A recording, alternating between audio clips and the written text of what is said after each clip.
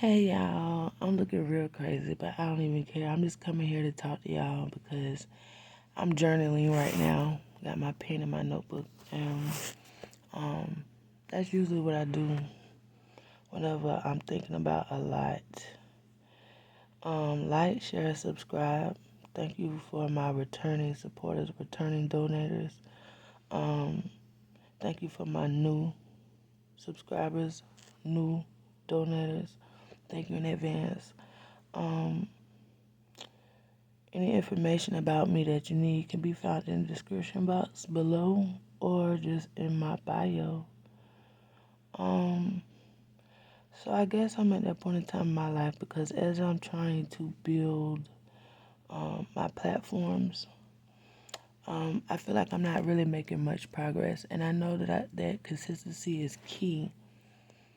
But I also just can't help but feel as if everything that I'm doing is being monitored. From my Cash App accounts to my emails to my phone calls. I just can't help that everything is being monitored. And I don't think that I really care so much anymore. I mean, I do because it's invading my privacy. But it's just that I'm exhausted with speaking about it, and also exhausted trying to figure everything out um, as far as, also waiting for justice and just things like that. Because like 2 weeks ago, I was going through a crisis of just being spiritually attacked. That's what I just feel as if and it was a heavy spiritual attack. Just crying for like a week straight, all day, every day, just emotional because I was crying to my family and I was letting them know I felt unloved. I was crying for my soul, and I did not receive the support, the comfort that I looked for. Um, People would be like, chuck it up, suck it up. And guess what? I do that a lot. I do it, effortlessly. But also, what I can't continue to do is act as if I don't feel a way or feel these emotions of, hurt, anger, disappointment, betrayal, letdown, unloved, unwanted, unappreciated. I put a lot of work in, blood, sweat, tears. And for my family to go against me, they had no reason. It was without cause. You know, the slander, the hate, the lies, it's without cause because it's really hiding their actual everyday dealings, their actual everyday activities, and what they're not doing. You know, I'm not the one for exposing or speaking on one's business because I don't care enough. I only bring light to one's business if you're speaking on my business in which you don't actually know about, or either you cooking up business with my name attached to it. Then I will have to focus on the facts. I will have to focus on the individual or individuals doing so once I'm aware of it, because I've always been a straight up person. I've always been an honest person to wherein if I have an issue, I'll bring it to you. I'm not afraid in which I feel as if I can't communicate as an adult or at any point in time of my life. I've never been afraid to where I couldn't voice or bring to the forefront a situation or an issue that I'm having or just something that needs to be spoke upon, period, in general. Trying to receive help, trying to start over is like, even here right now, I'm at my mom's house. I sleep on the floor here every day. And it's okay with me because I know it's temporary. But it's like I'm strong arming my way here. Because even when I'm paying every day for a hotel, every day for an Airbnb, $77, $78, collecting unemployment, of course we know that don't last. I have two businesses. I needed insurance for both of them, limited liability. The $1 million coverage is an insurance you pay every 3 months, $130. I was doing it before in my cleaning business, but I bit off more than I could chew. I had contracts and stuff everywhere. I had a van that got totaled by a semi truck. Um, I went back to work and I put my business on the back burner.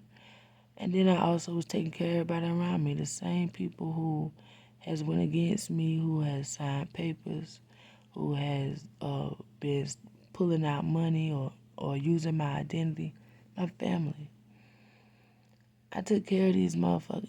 And excuse my French, but I did. And I still was doing so all the way up until they felt they had the upper hand because they made the decision to do what they done against my finances, against my life, my name, my will, my social, my child, my only child. I only have one child, my daughter.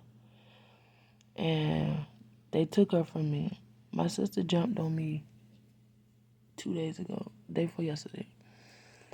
And I have it recorded and I keep debating on posting it because it's a shame. And maybe I feel as if the shame you try to bring to me falsely, being accused and persecuted, the actual shame of you being who you are, maybe would make you want to change. But you put your hands on me. And she told me she hated me. She told me I sold my child. That's the first time I've ever heard any one of my relatives say something like that. So that further confirms to me that what I know is correct. From the documents signed in, from the stealing of the child support to the stealing of my child, my information, the loans, everything in my name. Like, it just confirms. And it's a scary feeling to be around people that you know absolutely hate you. Absolutely waiting on the day that they get a call that you're not here anymore. Based on something that they set up, something that they need to happen. They're so sick of me goddamn telling the truth. And I'm so sick of telling the truth. Because I'm not receiving help. I'm not. I ask you all, YouTube, and I'm sure Shadow. I don't know. It's my channels, my views. I supposed to be at least be monetized by now. They not allowing that to happen either. And that way I don't have to ask y'all every day or every other day for $50 or $100 for a hotel, for food, because I don't get food stamps. I don't receive the support that I should based on the things they got. They forcefully, I had got an attorney who said, I don't know how they was able to take your child temporarily. They got her for temporary custody, my baby dad's mom. And it was all about child support, $500 a month. And he said, I don't know how they were able to do this without your signature, but he also didn't give me the help that I needed. And he also closed the case. And it was legal aid, and they wanted me to pay $200. And I know people say, hey, that's not nothing. No, it's free. Legal aid is free. I don't see why I should be paying anything out of pocket. So, and I felt that like that was an injustice in itself. I've just received injustice. My daughter, all the way across the board, and I need help. That's why I'm like I be needing. I need 5, 10,000, 15. I need a home. I need a car. I need a laptop. I need to be able to duck off so I can carry out my purpose and mission in life without being amongst these people that I had to defend myself of 24/7. They had my sister to put her hands on me. She got so angry she threw food all over my mama's car. It's just, and it's like, she said, I hate you. I want you dead. That's how they all feel. It's just that, and she looked at my mom and said, I don't see how you do it. It's just, and she can't. She barely doing it too. She just don't want, she just, when it all hit the fan, want to be able to allow her way out the middle. But you can't. You playing it from the middle. You the middle. Everybody know you got to stay there. So, but I'm just writing and reflecting because I also always confess to God my wrong in the situation. Whether I allowed it, whether I indulged, whether I went along to get along, whatever my role is, I always ask God to shine light on me as well, so that I can correct myself. Because regardless, I want to get right. And regardless, I want to be who I'm called to be. And regardless, I'm going to. Exhausted and all, I'm going across that finish line. I love y'all. If you could donate anything tonight, I would greatly appreciate it. Or anytime that you see this video, it's greatly appreciated. I'll always ask God to not allow me to forget anyone who has given generously, from the kindness of their heart. I can't forget y'all anyway because your cash tag is in my cash app. So I ask God to make sure that I don't forget not one of